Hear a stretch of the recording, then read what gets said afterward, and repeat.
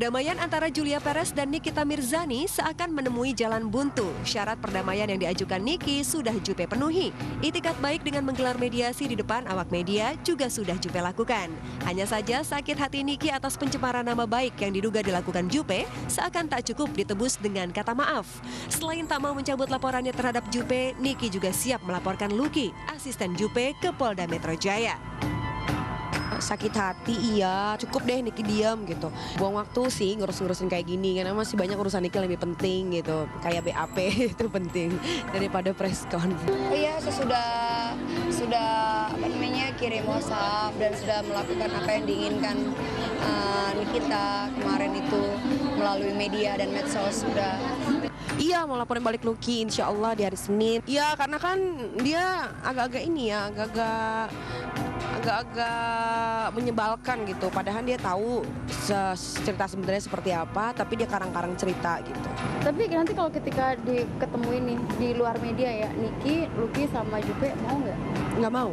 Karena ada manajer Niki, ketemu manajer Niki aja. Bukannya Niki sudah memaafkan dia sebelum dia minta maaf, sudah dari lubuk hati yang paling dalam. Cuma Niki males aja gitu kalau harus bertatapan gitu. Ya, jangankan duduk bareng dan bicara empat mata. Bertemu Juppe pun, Niki seakan alergi. Jika di media sosial, Juppe terkesan menuding Niki tidak jera masuk penjara, maka sekarang lewat jalur hukum, Niki ingin membuat Juppe kapok. Tak heran Sri Wulandsi, ibunda Juppe, sempat terisak ketika membayangkan betapa beratnya hari-hari yang harus dilalui sang putri andai kasus Juppe versus Niki bakal berujung di meja hijau. Ya kalau mama minta, yaudah kayak Nikita, udahlah baik-baik. Mama sih mohon minta maaf kalau memang sih apa yang kata-kata Juppe itu merasa dia menyinggung perasaan dia. Mama minta maaf. Sekarang si Juppe ini kan lagi fokus pengobatan dia. Udahlah, makanya mama kadang-kadang sedih nggak si Juppe ya. Buat bawa dirinya aja susah. Orang tanya di TV ngelihat dia tuh seger. Padahal mama nih yang ngerasain, padahal itu dia lagi sakit gitu. Padahal dia lagi sakit gitu aja dia bisa kerja. Tuh, yang orang tanya kadang-kadang bilang bohong dia sakit, ya Allah. Mama bilang ya udah nggak apa-apa, hanya Allah yang tahu. Makanya kemarin waktu ada kejadian, dia dibelain si Lucky, ya Allah ada aja masalah, kenapa sih? Dia bilang, makanya Mama bilang ya udahlah, bilang itu Yuli, kenapa sih? Mama juga bilang minta maaf kalau memang dia salah kata. Mama bilang maklumin lah, kalau orang lagi sakit kan ada aja pikirannya, itu yang bikin emosi dia marah. Oh ya udah deh, memang mungkin dia lagi sakit tidak bisa mengontrol emosinya gitu. Tapi itu sering terjadi lagi gitu. Makanya Niki bingung. Gue juga mau sakit deh kalau kayak gitu biar gue bisa maki-maki orang semua gue gitu dan di ngertiin sama banyak orang, tapi kan nggak baik juga. Simpati terhadap Juppe yang di saat bersamaan harus melawan kanker serviks dan menghadapi manuver hukum Niki membuat sejumlah selebriti prihatin. Zaskia Gotik dan Ayu Ting Ting misalnya siap membela Juppe habis-habisan. Ayu dan Niki bahkan sempat saling sindir di media sosial hingga terlontarlah kalimat Niki yang memancing rasa penasaran netizen. Benarkah Niki pernah melihat Ayu Ting Ting berkencan dengan Raffi Ahmad di sebuah hotel di kawasan Dharma Wangsa, Jakarta Selatan?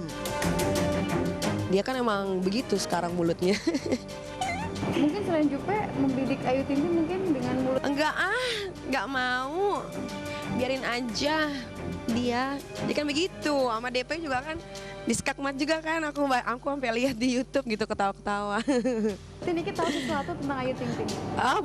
Bukan dia doang, semua Niki tahu. Tapi kan Niki orangnya selalu menutup rapat mulut Niki dalam-dalam gitu. Tapi bikin Ayu jadi panas gitu nggak sih? Panas aja dia mah, sama siapa juga panas. Tapi emang dibikin begitu ya?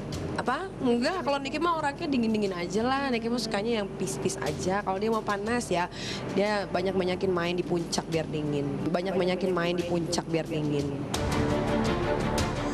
Terkesan dituding Niki pernah merajut pertemuan rahasia dengan Raffi di sebuah hotel. Bagaimana reaksi Ayu dan keluarganya? Iya, saya juga nggak ngerti. Ya, udahlah ya.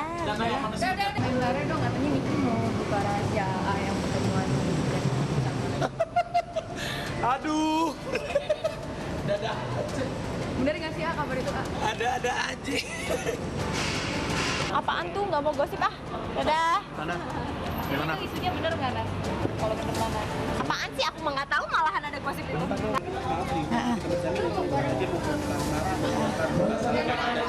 Bongkar apaan? Oh enggak, itu mah bohong aja, tanya aja dianya langsung. Udah nggak usah ditanggapin, biarin aja. Orang mau berkata apa, anggap aja anjing menggonggong kafilah berlalu. Namun Niki seakan siap menggelontorkan kartu truf terkait isu perselingkuhan Ayu dan Raffi di sebuah hotel. Hotel tersebut itu ada salah satu minuman favorit Niki.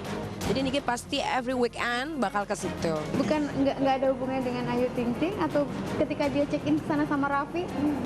Kalau Niki cuma bisa bilang lambat laun yang namanya ditutup dikubur rapat-rapat dalam-dalam tuh pasti bakal kecium juga. Tinggal tunggu aja itu kecium baunya baru ntar pada tahu deh. Ya, Niki seakan sengaja menyimpan bom waktu untuk Ayu dan Raffi. Namun benarkah hotel berbintang itu menjadi saksi bisu atas skandal cinta Ayu dan Raffi? Yang pasti karyawan hotel tak berani membeberkan privasi para tamu yang menginap. Saya pengen tahu aja dan sini klarifikasi apakah benar nggak sih Raffi pernah datang ke sini. Bagus, seru ya masalahnya. Tapi soalnya itu antara Ayu Ting Ting, Raffi, terus ada juga dari TV Jupe, terus siapa lagi tuh? Nikita Mirzani ya. Kami ikuti itu. Katanya kan Dharma Wangsa. Dharma Wangsa ada banyak. Ya. Dharma Wangsa Wan, Dharma Wangsa. Ya kan intinya yang di sini. Belum nggak ada statement itu. Tapi kalau dalam infotainment. Kalau Niki tipikal orang yang ngomong itu bukan sekedar ngomong. Niki harus ngomong kalau punya bukti. Niki harus punya bukti dulu baru Niki ngomong. Kelihatan tuh gitu. Waduh. Gitu kalau Niki nggak mau yang kayak orang-orang ngegosip gitu tapi nggak tahu apa-apa. Kalau Niki nggak siapa tuh gitu. Memang tak ditemukan jejak skandal asmara Ayu dan Raffi di sebuah hotel di kawasan Dharma Wangsa itu. Tak ayal Niki lagi-lagi mendulang kecaman di media sosial lantaran dituding sengaja melemparkan isu miring untuk mencemarkan nama baik orang-orang yang membela Jupe. Namun bukan Niki bila mati langkah dalam menghadapi pihak Jupe. Dengan gerahnya Ayu Ting Ting, terus Jupe nyerang Niki lagi gimana? Serang aja lah, udah biasa kan. Tapi berani dia serang aku. Kita tahu saya adalah satu-satunya orang yang selalu dia minta nasihat dari zaman dulu. Dan itu terbukti banyak. Dan ya mungkin saya tidak tahu lagi sekarang ini semua terjadi kenapa, tapi sudahlah.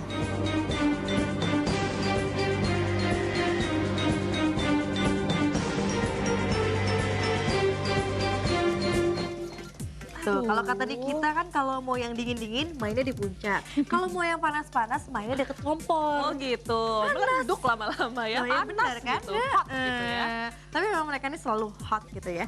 Tapi mudah-mudahan namanya juga seorang ibu ya pasti ingin yang terbaik buat anaknya gitu kan. Kalau memang hatinya sudah dibukakan maafnya ya puji Tuhan, ya kan? Keibuan banget ya.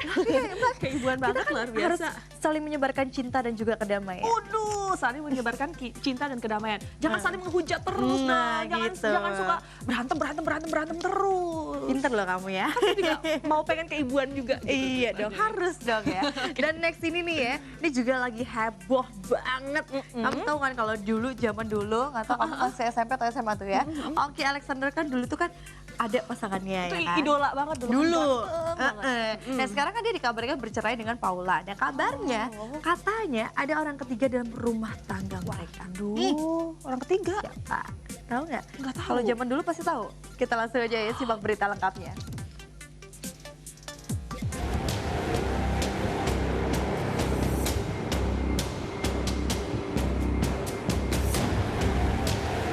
Kandasnya biduk rumah tangga Ongki Alexander Paula Ayustina 4 hari sebelum ulang tahun pernikahan mereka ke-22 tahun akhir Oktober lalu terus menyisakan teka-teki dan sejuta tanya.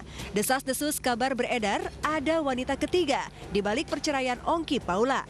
Bahkan di jejaring maya beredar pose mesra Ongki bersama seorang wanita yang diduga kuat tambatan hati baru Ongki, artis idola remaja awal tahun 90-an ini. Siapakah perempuan yang berpose mesra bersama Ongki? Hingga kini masih berselimut misteri. Alih-alih memberi klarifikasi, Ongki justru menghilang seperti ditelan bumi. Bahkan saat kami sambangi ke sebuah apartemen miliknya di kawasan Jakarta Selatan, Ongki Paula sulit ditemui.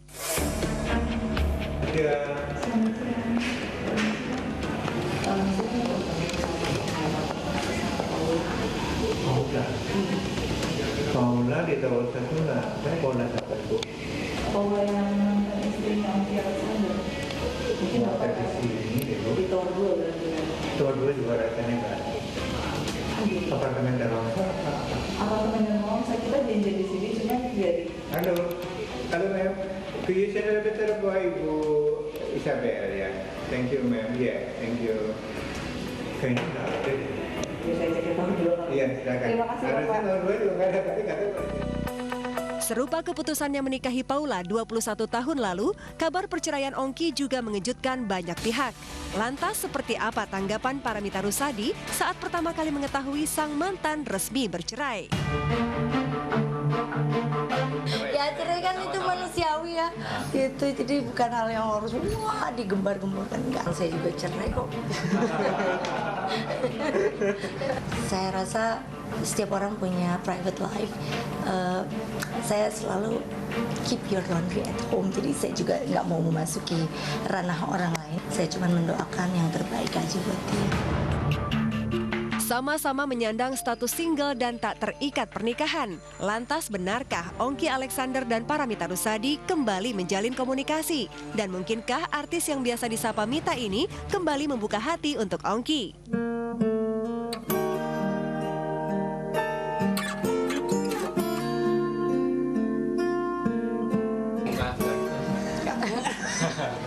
Saya kan dari tadi kalau kamu pelajari, saya senang progres orangnya.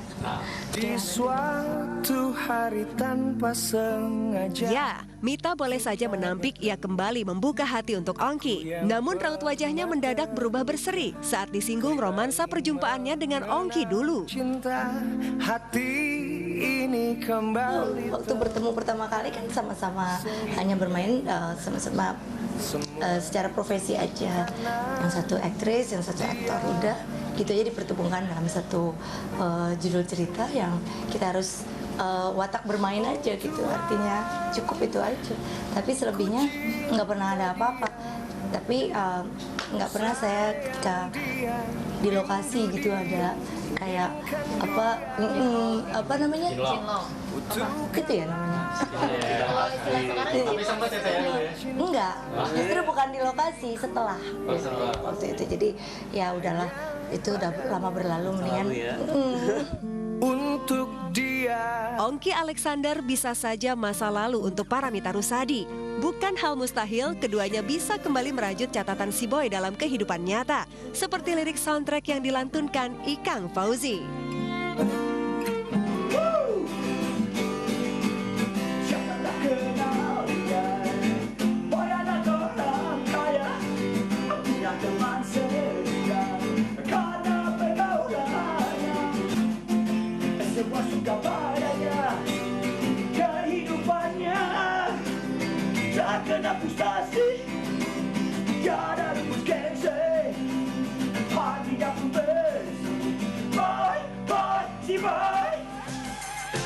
Yang namanya 100% si boy seperti Ongki ya mungkin tidak, tapi ya mendekati mungkin ya. Aku nggak tahu sekarang seperti apa. Dari gue rasa gue nggak dalam porsinya untuk menceritakan kehidupan dia sekarang gitu.